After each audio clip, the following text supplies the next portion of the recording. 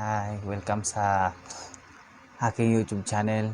Kapatid, kung saan ka ngayon nanonood, salamat and God bless you dahil pinanood mo itong video na ito. Ang topic po natin ngayon is pinamagatan itong YOLO. Alam mo ba kapatid, ang meaning ng YOLO is you only live once. So, dito sa tayo ng verse dito sa Psalm 90 verse 1 to 14. So, ang babasahin ko dito is para medyo maiksi-iksi na lang. Psalm 91 to 3 na lang, and then i-continue niyo na lang pagbasa ang 14. So, kung may mga Bible kayo dyan, please pakibukas, pakibasa na lang po pakisabay na lang sa akin sa pagbasa. Sabi dito sa Psalm 90, 1 to 3 natin babasahin na lang.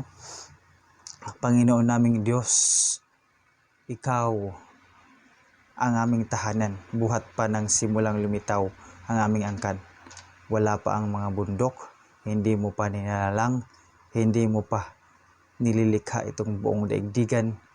Ikaw noon ay Diyos na, pagkat ika'y walang hanggan. Verse 3, yaong taong nilikha mo'y bumabalik sa alabok, sa lupa ay nagbabalik kapag iyong iniutos. Verse 4, continue natin. Ang 1,000 mga taon ay para bang isang araw sa mata mo, Panginoon, isang kisap mata lamang. Sa mata mo, Panginoon, isang kisap mata lamang. Isang saglit sa magdamag na ito ay dumaraan. Verse 5, mga tao'y pumapanaw na para mong minawalis, parang damo sa umagang tumubo sa panaginip. Verse 6, parang damong tumutubo, may taglay na bulaklak, kung gabi nalalantat, bulaklak ay nalalagas. So, alam niyo naman mga kapatid na karamihan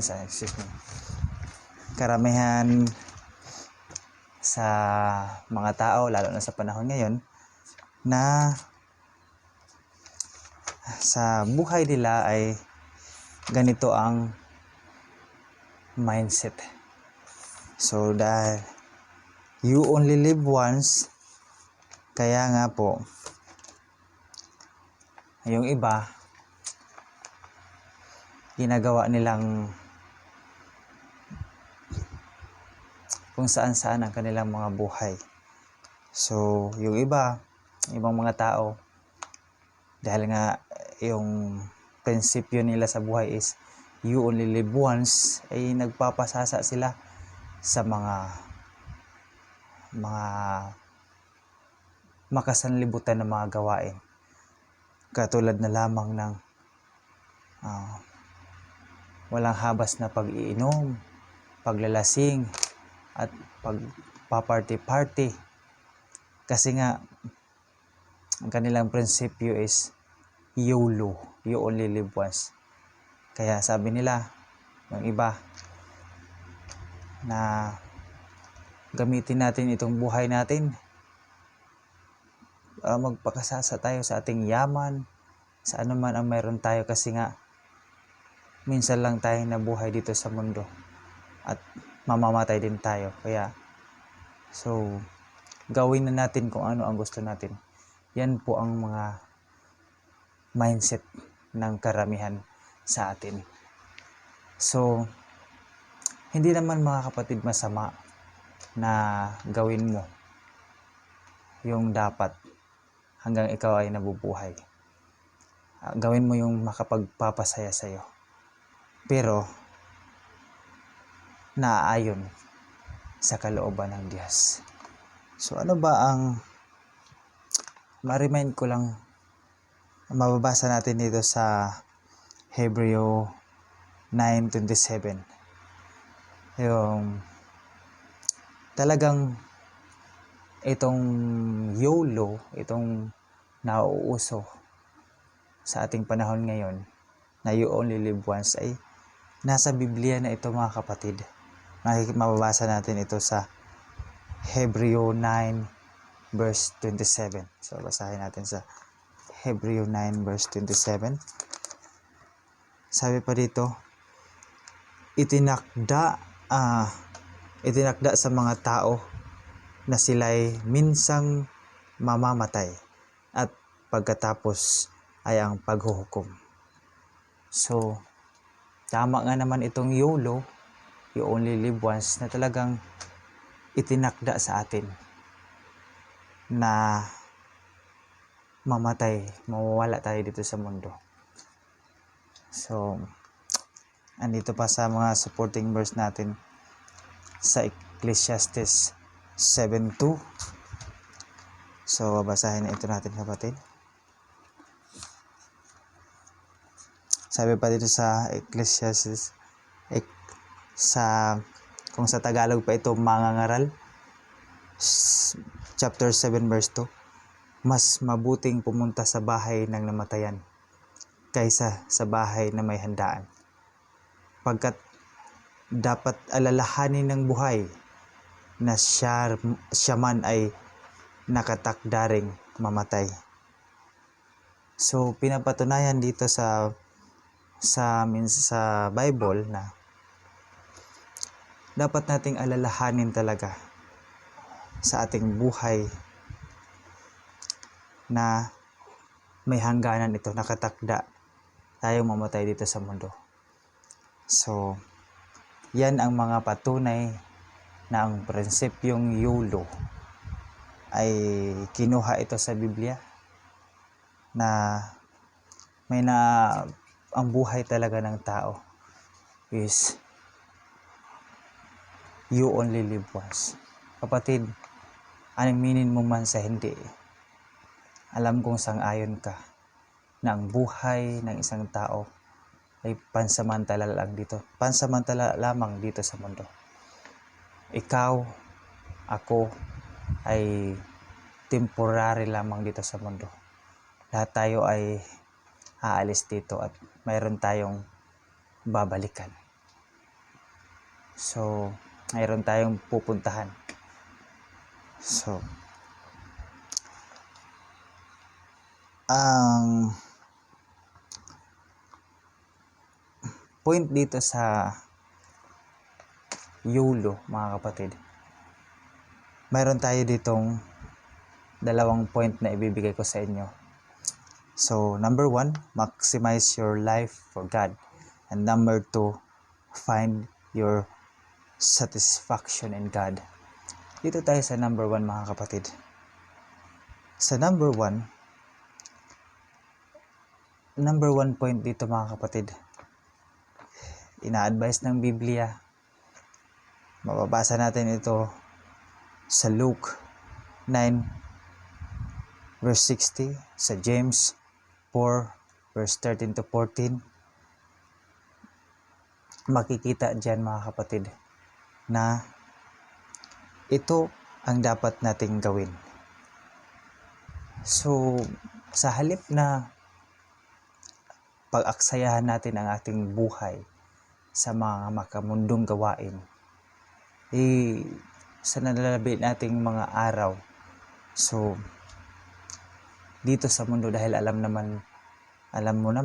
ko na temporary lang tayo dito sa mundo, gawin natin kung ano yung kagustuhan, kalooban ng Diyos. So, alin ba ang gusto mo, mga kapatid? So, kung papipiliin kita, ano ba ang gusto mong gawin dito sa mundo? Ang gawin kung ano lang yung gusto mo, o gawin mo yung kalooban ng Diyos sa buhay mo? Kapatid, mamili ka. Yung sarili mo o ang Diyos. So, dito sa point number 1, mga kapatid, maximize your life for God. Dapat po ang ating bigyan ng pansin, bigyan natin ng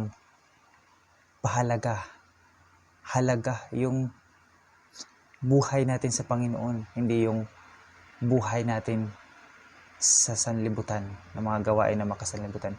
Kasi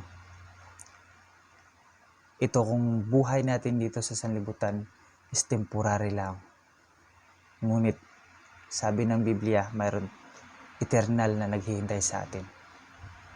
It's either heaven and hell, imperno at langit. So kapatid, alam niyo naman na pag ikaw ay makasalanan, ay pupunta sa kapahamakan. At pag ikaw naman ay nanampalataya kay Jesus bilang iyong Panginoon at tagapagligtas, ikaw ay pupunta sa langit. Yan po. So, ano ba ang dapat nating bigyan halaga? Siyempre kapatid, kung ikaw ay wise na tao, pahalagahan mo ang salita ng Diyos. Kasi ito ang nag-o-offer ng eternal ang value.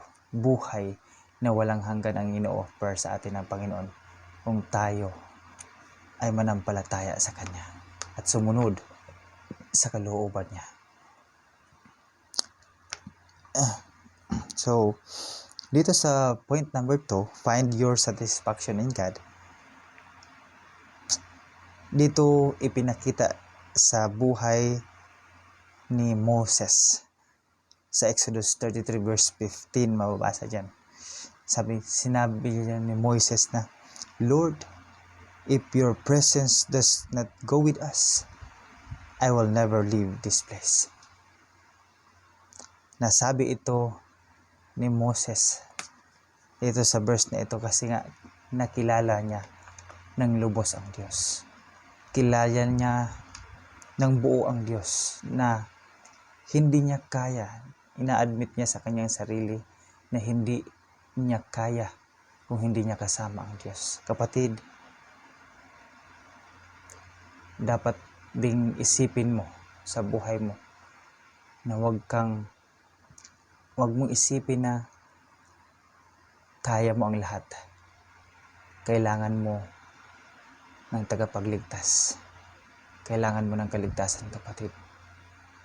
Makinig ka sa salita ng Diyos. So marami akong mga videos dyan na nauna kong na-upload. Please, panoorin mo. Kung hindi ka pa nakapagdesisyon na sa buhay mo, hindi mo pa sigurado ang iyong kaligtasan, tanggapin mo si Jesus bilang iyong Diyos at personal na tagapagligtas.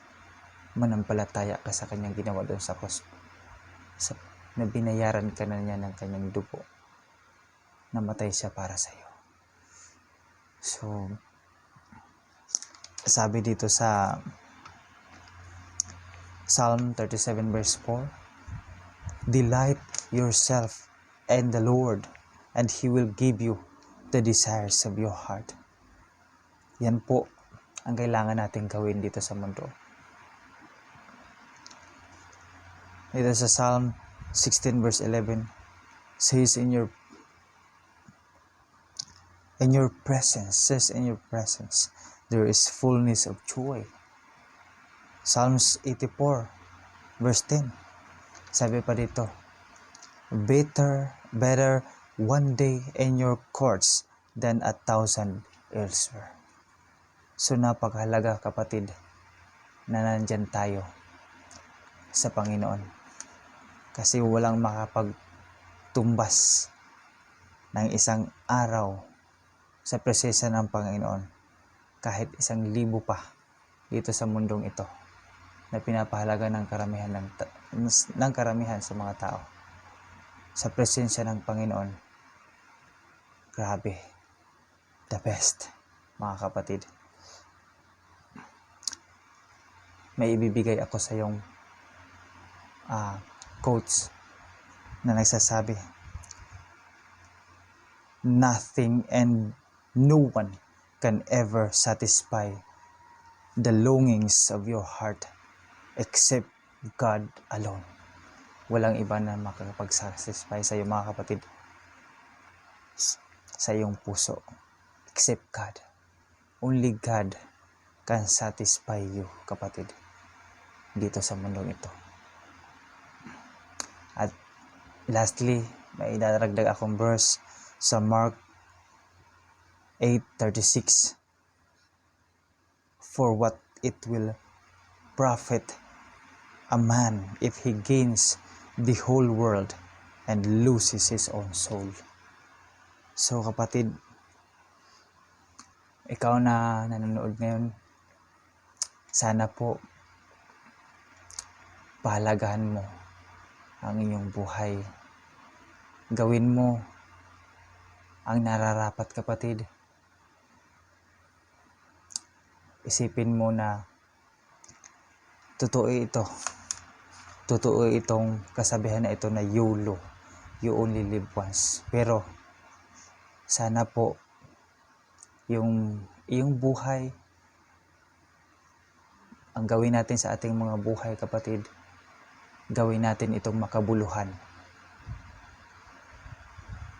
Isipin natin na nabuhay tayo ng isang beses dito sa mundo at pagkatapos nito mawawala tayo. So gawin natin kung ano ang nararapat. Isipin natin, pahalagahan natin ang Diyos una sa lahat bago pa man ang iba. So kapatid,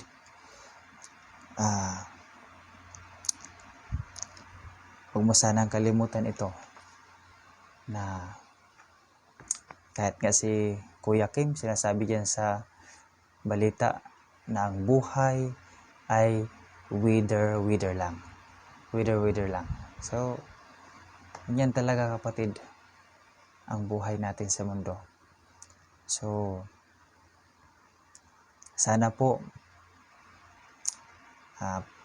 paulit-ulit kong nire-remind ikaw, kapatid, at sa akin din nire-remind ko din ang buhay ko na pahalagahan ko ito.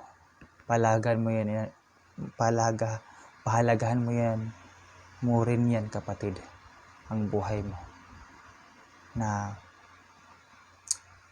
magamit natin itong buhay natin sa kalooban ng Diyos. Sa ganun, matapos man itong buhay natin dito sa mundo, may maganda tayong patutunguhan. Yun ay yung langit na ipinangako sa atin ng Diyos. Perpektong langit na pangako ng Diyos sa mga nanampalataya at sumunod sa Kanya mga utos. Sumunod sa Kanyang kalooban. Yan lang po, kapatid. Salamat po sa iyong panonood. God bless you. And sana po panoorin mo pa ang iba ko pang mga videos and abangan mo po ang aking susunod pang mga upload. God bless. Bye-bye po.